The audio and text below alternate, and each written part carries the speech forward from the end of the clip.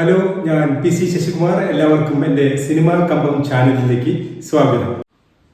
I have an extra bone.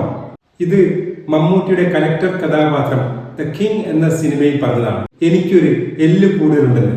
മമ്മൂട്ടിയുടെ അക്കാലത്തിറങ്ങിയ മിക്ക സിനിമകളിലെയും കഥാപാത്രങ്ങളെല്ലാം പരിശോധിച്ചാൽ ഒരു എല്ല് കൂടുതലുള്ള കഥാപാത്രങ്ങളാണെന്ന് നമുക്ക് മനസ്സിലാവും. മമ്മൂട്ടിയെ ഒരു സൂപ്പർ ഹീറോ പരിവേഷത്തിലേക്ക് ഉയർത്തിയ കഥാപാത്രങ്ങളാണ് ഇവയെല്ലാം തന്നെ. മന്ത്രിയുടെയും MP-യുടെയും മുന്നിൽ ചെന്ന് നട്ടെല്ല് നിവർത്തി അവരെ വെല്ലുവിളിക്കുന്ന ദ കിങ് എന്ന സിനിമയിലെ കലക്ടറും, അനീതി കണ്ടാൽ ഏത് മേലുദ്യോഗസ്ഥനാണെങ്കിലും അയാളെ പച്ചയ്ക്ക് തെറി വിളിക്കുന്ന, തന്റെ റിവോൾവർ അയാളുടെ തലയ്ക്ക് നേരെ ചൂണ്ടാൻ ധൈര്യപ്പെടുന്ന ഇൻസ്പെക്ടർ ബൽറാം, വില്ലന്മാരെ ഓരോന്നായി വെട്ടിയും കുത്തിയും വെടിവെച്ചും കൊല്ലുന്ന ദാദാ സാഹബും മകനും, തന്റെ ഭാര്യയെ ബലാത്സംഗം ചെയ്തവരെ ഓരോന്നായി തീർക്കുന്ന പ്രതികാരദാഹിയായ ഈ ശബ്ദം ഇന്നത്തെ ശബ്ദം എന്ന സിനിമയിലെ നായകനും, ഇങ്ങനെയുള്ള ഉഗ്രരൂപികളായ കഥാപാത്രങ്ങളിലൂടെയാണ് സൂപ്പർ സ്റ്റാർ പട്ടം മമ്മൂട്ടി പിടിച്ചു വാങ്ങിയത്. 1970-കളിൽ ബോളിവുഡിൽ രോഷാകുലനായ ചെറുപ്പക്കാരന്റെ ഇമേജാണ് അമിതാഭ് ബച്ചന് സൂപ്പർ സ്റ്റാർ പട്ടം നൽകിയതെങ്കിൽ, അഴിമതികളോട് വിട്ടുവീഴ്ചയില്ലാത്ത, വേണ്ടി വന്നാൽ അനീതിയെ അതേ നാണയത്തിൽ തിരിച്ചെടുക്കാൻ കഴിവുള്ള മമ്മൂട്ടി കഥാപാത്രങ്ങളാണ് മമ്മൂട്ടിയെ സൂപ്പർ സ്റ്റാർ പദവിയിലേക്ക് ഉയർത്തിയത്. പ്രേംനസീറിയൻ കാലഘട്ടത്തിൽ നിന്നും വ്യത്യസ്തമായ ഒരു സൂപ്പർ സ്റ്റാർഡമാണ് മമ്മൂട്ടിയുടെ കാലഘട്ടത്തിൽ അദ്ദേഹത്തിന്റെ സിനിമകളിലൂടെ ഉയർത്തിക്കൊണ്ടുവന്നത്.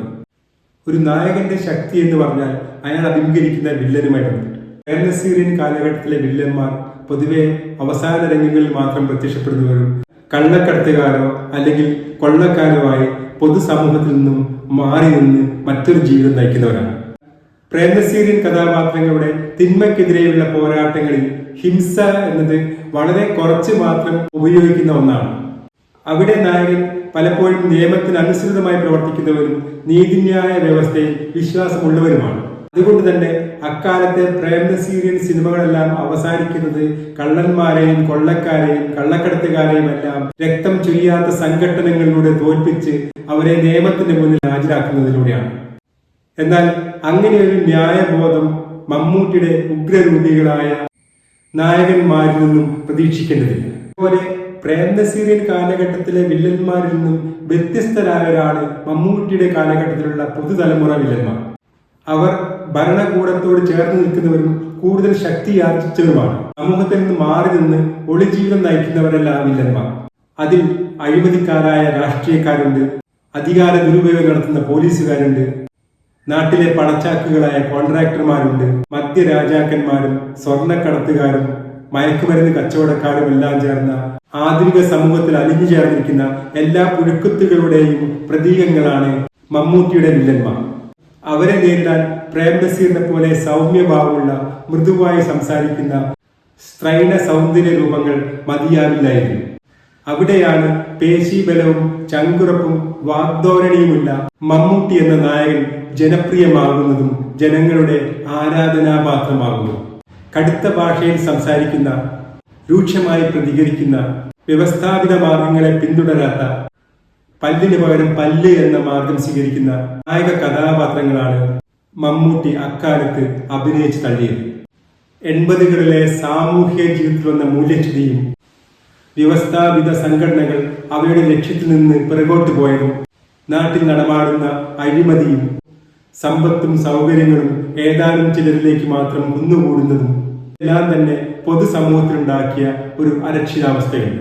പ്രേക്ഷകൻ തന്റെ സാമൂഹ്യ ജീവിതത്തിലും വ്യക്തി ജീവിതത്തിലും അനുഭവിക്കുന്ന പ്രശ്നങ്ങളും സംഘർഷങ്ങളും ഉത്കണ്ഠകളും അഭിലാഷങ്ങളുമെല്ലാം തന്റെ സ്ക്രീൻ ഇമേജിലേക്ക് വലിച്ചെടുത്ത് അതിന് പരിഹാരമുണ്ടാക്കുന്ന സാങ്കല്പിക നായകന്മാരായി മാറാൻ മമ്മൂട്ടിക്ക് കഴിഞ്ഞത് അദ്ദേഹത്തിന് എളുപ്പത്തിൽ തന്നെ ഒരു സൂപ്പർ ഹീറോ സ്ക്രീൻ പേഴ്സോണ ഉണ്ടാക്കാൻ സാധ്യമായി. മമ്മൂട്ടിയെ സൂപ്പർ സ്റ്റാർഡത്തിലേക്ക് എത്തിച്ച സ്ക്രീൻ ഇമേജ് എന്ന് പറയുന്നത് ഇങ്ങനെയുള്ള ഒരു എല്ല് കൂടിയ കഥാപാത്രങ്ങളിലൂടെ അദ്ദേഹം നേടിയെടുത്തതാണ്. ഡിജിറ്റൽ കാലത്തിന്റെ പിറവയ്ക്ക് മുമ്പ് ഉണ്ടാക്കിയെടുത്ത ഈ സ്ക്രീൻ ഇമേജ് ഡിജിറ്റൽ കാലത്തിൽ നിലനിർത്തുക എന്നത് ഇന്ന് മമ്മൂട്ടിയെ പോലെയുള്ള സൂപ്പർ സ്റ്റാറുകൾ നേരിടുന്ന ഒരു വെല്ലുവിളി തന്നെയാണ്. പഴയ കാലത്തെ സൂപ്പർ സ്റ്റാറുകൾക്കെല്ലാം വെള്ളിത്തിരക്ക് പുറത്തിറങ്ങാതെ തന്നെ അവരുടെ സ്റ്റാർഡം നിലനിർത്താനും അതിനെ പ്രചരിപ്പിക്കാനും കഴിയുമായിരുന്നു. പുതിയ കാലത്ത് ഒരു സൂപ്പർ സ്റ്റാറിനും തങ്ങളുടെ കഥാപാത്രങ്ങളുടെ മാത്രം തങ്ങളുടെ സൂപ്പർ സ്റ്റാർഡം നിലനിർത്താൻ കഴിയും. ചാനലുകളും സോഷ്യൽ മീഡിയയുമെല്ലാം നിറഞ്ഞു നിൽക്കുന്ന ഇക്കാലത്ത് എല്ലാ നായക ബിംബങ്ങളും ചോദ്യം ചെയ്യപ്പെടുകയോ മാറ്റുരയ്ക്കപ്പെടുകയോ ചെയ്യുന്ന ഇക്കാലത്ത് അതുകൊണ്ട് തന്നെ സമൂഹത്തിലേക്ക് ഇറങ്ങിച്ചെന്നുകൊണ്ട് തങ്ങളുടെ രക്ഷാകവചമായി നിൽക്കുന്ന സ്ക്രീൻ ഇമേജിൽ നിന്ന് മാറി നിന്നുകൊണ്ട് ലൈറ്റിൽ നിന്നും പുറത്തു വന്നുകൊണ്ട് സമൂഹത്തിനോട് പല കാര്യങ്ങളിലും പ്രതികരിക്കേണ്ടി വരും, പല സംവാദങ്ങളുടെയും ഭാഗമാവേണ്ടി വരികയും ചെയ്യും. പുതിയ കാലത്ത് സൂപ്പർ സ്റ്റാർഡം എന്ന് പറഞ്ഞാൽ അതൊരു സിനിമാറ്റിക് ഇമേജിൽ നിന്ന് മാത്രം ഒരാൾക്ക് ലഭിക്കുന്നതാണ്. ഒരു താരത്തിന്റെ സ്ക്രീൻ ഇമേജും സമൂഹത്തിലെ പ്രശ്നങ്ങളോടുള്ള അദ്ദേഹത്തിന്റെ ഇടപെടലിൽ നിന്ന് ലഭിക്കുന്ന ഇമേജും പരസ്പര പൂരകങ്ങളായി മാറുമ്പോൾ മാത്രമാണ് ഒരു താരം പുതിയ കാലത്ത് സൂപ്പർ സ്റ്റാറായി മാറുന്നത്. അങ്ങനെ ഒരു വെല്ലുവിളി ഏറ്റെടുക്കുന്നതിനും മമ്മൂട്ടി പലപ്പോഴും പിന്നോട്ട് മാറി നിൽക്കുന്നതായിട്ടാണ് തോന്നുന്നത്. തന്റെ സ്ക്രീൻ ഇമേജ് അതേപോലെ സാമൂഹിക ജീവിതത്തിലും പകർത്താൻ ശ്രമിച്ച അപഹാസ്യമായ സുരേഷ് ഗോപിയുടെ ചിത്രം അദ്ദേഹത്തിന്റെ മുന്നിലുണ്ട്. അതുകൊണ്ട് തന്നെ വിവാദമുണ്ടാകുമോ എന്ന ഭയമായിരിക്കാം പലപ്പോഴും പ്രതികരിക്കേണ്ട പല പൊതുവിഷയങ്ങളും അദ്ദേഹം കുറ്റകരമായ മൗനം പാലിക്കുകയാണ് ചെയ്യാറുള്ളത്. മുമ്പൊരിക്കൽ ഷാരൂഖ് ഖാൻ പറഞ്ഞിട്ടുണ്ട്, ഇന്ത്യയിലെ അവസാനത്തെ സൂപ്പർ സ്റ്റാർ ആണ് താനെന്ന്. ഇനിയുള്ള കാലത്ത് ഒരു നടന് ഒരു സൂപ്പർ സ്റ്റാർ ആവണമെങ്കിൽ അദ്ദേഹത്തിന്റെ സ്ക്രീൻ പെർഫോമൻസോ സ്ക്രീൻ പെർസോണയോ മാത്രം മതിയാവില്ല. ജീവിതത്തിൽ അദ്ദേഹം എടുക്കുന്ന നിലപാടുകളും അദ്ദേഹത്തിന്റെ സൂപ്പർ സ്റ്റാർഡത്തോട് ചേർന്ന് നിൽക്കുന്നത് തന്നെയായിരിക്കും. ഒരുപക്ഷെ ഒരു അഭിനേതാവ് അഭിനയിച്ച് നേടിയെടുത്ത സ്ക്രീൻ ഇമേജിനും മുകളിലായിരിക്കും അദ്ദേഹത്തിന്റെ ഈ യഥാർത്ഥ പെർസോണ നിലനിൽക്കുക.